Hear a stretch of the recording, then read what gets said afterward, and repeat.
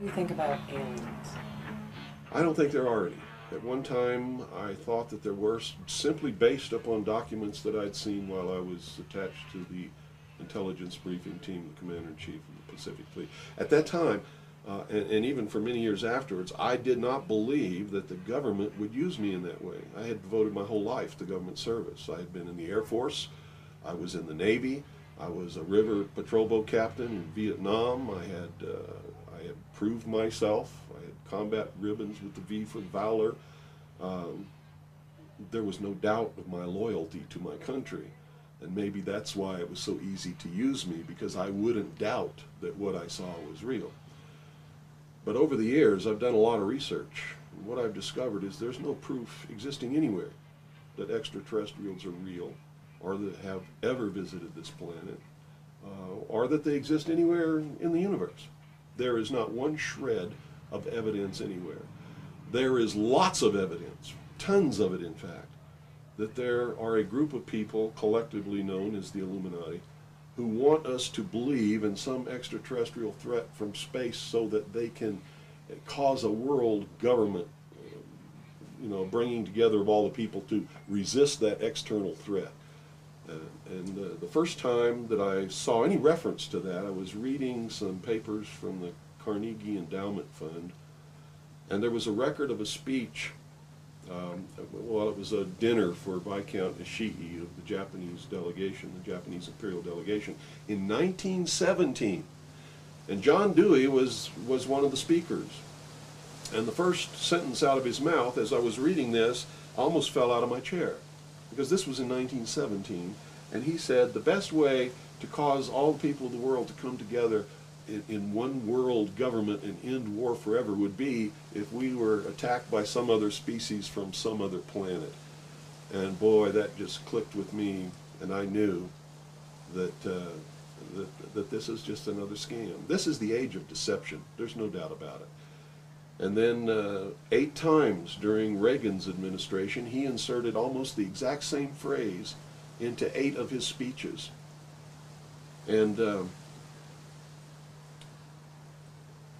it's a scam. That's what I can tell you. What they call UFOs, these craft that fly around the sky, are real. But they're not piloted by some little green guy from some other planet. They're owned and operated by the United States of America for one, the Soviet Union for another, probably Great Britain, Canada. I think the first really operable ones were probably manufactured in Western Canada, in the wilderness, in a place especially built to create those machines, like we created the Manhattan Project, and the same kind of secrecy surrounded it. So the technology is real. It's been kept secret, and it's been used to promote this concept that there's an alien threat to this earth. The cattle mutilations I've discovered in my research are nothing more than what's left after the government does its secret tests on the low-level radiation leakage from its atomic weapons assembly plants and atomic power plants. It's a low-level radiation monitoring project. And if you look at what's missing in the cattle, you'll see that it's just as clear as day. They take the lips, they take the tongue, they take a 6-inch patch of skin, they core out the rectum, the colon area, where those kinds of things would collect. They pass through the digestive system. On female cows, they take the udder to check for low-level radiation in the milk. Is it being passed to the calves? And these are all grazing animals that graze on the grass where the radiation falls when it falls from the air. And it's just an incredible deception. And I'm just amazed that people have fallen for it in the manner that they have, in the absence of any proof whatsoever. I mean, they cite hearsay as proof. Well, what about all of the alien abductions? They're not abductions. They're the results of a tremendously successful and very sophisticated mind control operation, all of which has been in development. Well, they started working on those kinds of things since before World War II. But they have perfected them. On my website, I have a patent of a machine that can read your brain waves, can recombine them in a computer and send them back to you and make you think things happened that never happened. I mean, you can't get a patent for something like that unless it really works. You have to prove it to the patent office. It works. A patent was issued. And this is just one of the things that snuck by them that hasn't, because when people invent things like this, they're sucked up by the government immediately, and then they're put behind the veil of national security and classified, and then nobody knows about them. But every once in a while, something sneaks by them. And when you do these searches in the patent office and the trademark office and in the copyright office, you come up with some real gems once in a while, and that was one. Also, the congressional investigations into the intelligence community has revealed the existence of these programs, and there's no secret about it. It's documented. Project Artichoke, Project MK Ultra, MK Naomi. You know, I could go on and on and on all day long, and you know, if you had the time in your movie, we could lay out all the documentation, which is official government documentation, and prove beyond any shadow of doubt that it's true. But that's what it is.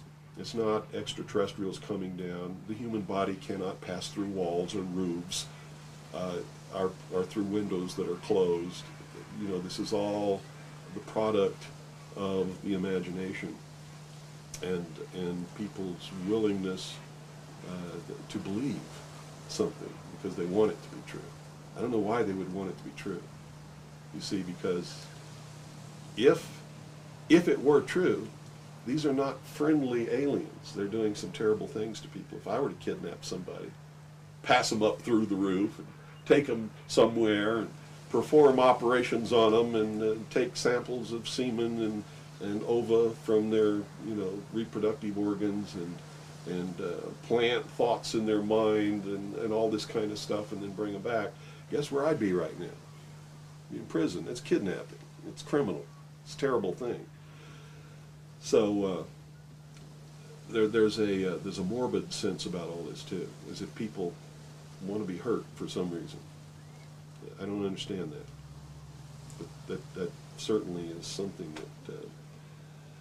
that somebody needs to look at. Why do people feel that this needs to be real? What in them says, I want to be abducted and abused and kidnapped and raped and all of this stuff against my will?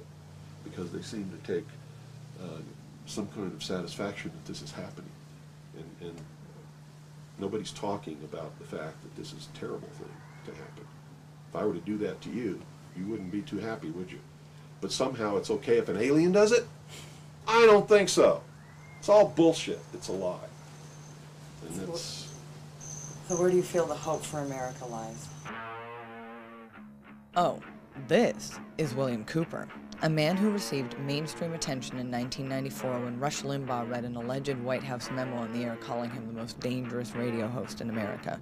Maybe that's because his conspiracy classic is the underground bestseller, or perhaps it's because of the increasing popularity of his shortwave radio broadcast, which is also available on the internet.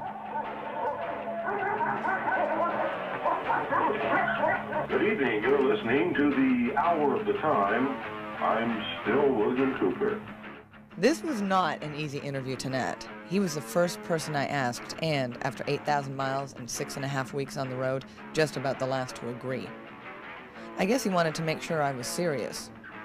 Nevertheless, I had to come alone, and I was required to follow clear rules of conduct. Well, at this point, I've done so much research on this.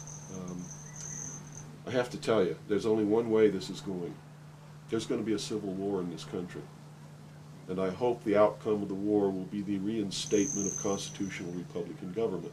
But whenever you have a war like that, you're going to have competing factions to be the winner. And whoever really has the power in the end is going to institute whatever kind of government they feel should be there. There are people in this country who believe that a religious theology or theocracy should prevail. Well, if that happened, we'd have burnings at the stake again, and inquisitions, and heretics, and all of these kinds of things. So that can't be allowed to happen. Can't be. Doesn't matter what my religion is. It can't be allowed to happen. There are people who want a socialist government, much like the one in Sweden. There are people who want to create in the United States what the Soviet Union had hoped to be. There are real Nazis, all of them socialists. Hitler was a socialist. So I see the future as being tremendously dangerous for all of us. Me and many others like me are going to perform a valiant attempt to reinstate, restore legitimate, lawful, constitutional Republican government. Whether or not we're going to be successful, I can't tell you. But I will tell you that once this war starts, it's going to be terrible, it's going to be bloody, and it'll last for 10 or 15 years. That's the nature of this kind of conflict. If you look around at all these mountains around here, there's enough guns, ammunition, supplies, clothing, and food buried in these mountains to support an army for 15 years. And I don't think the American people realize that they're on the brink of a civil war. You see, there are many of us who took an oath when we went in the armed forces, and we meant it. We volunteered. We weren't drafted. We care about this country. And the oath was to protect and defend the Constitution against all enemies, foreign and domestic. And we will fulfill that oath, even if it means we die in the process of doing it. It's that simple. So what do you see happening in the next 4 to 6 months in this Well, country? I don't have a crystal ball. All I know is that the year 2000 is crucial to the plans of those who want world government, because they've whipped up sort of a millennium fever, and they've coupled that with Y2K and a whole bunch of other things. Real religious people who think that this is the end of the world and Jesus is coming or somebody's coming imminently. And so there's this fever that's whipped up. I mean, everybody seems to be on the edge of some kind of hysteria. But it's all in their mind. If you look around, you see the world hasn't changed. It's not coming to an end. This hasn't been brought about by the hand of God. It's been brought about by the deceptions of man. And the quicker people realize that and try and find out who is causing these things to whip up this hysteria, the better off they're going to be.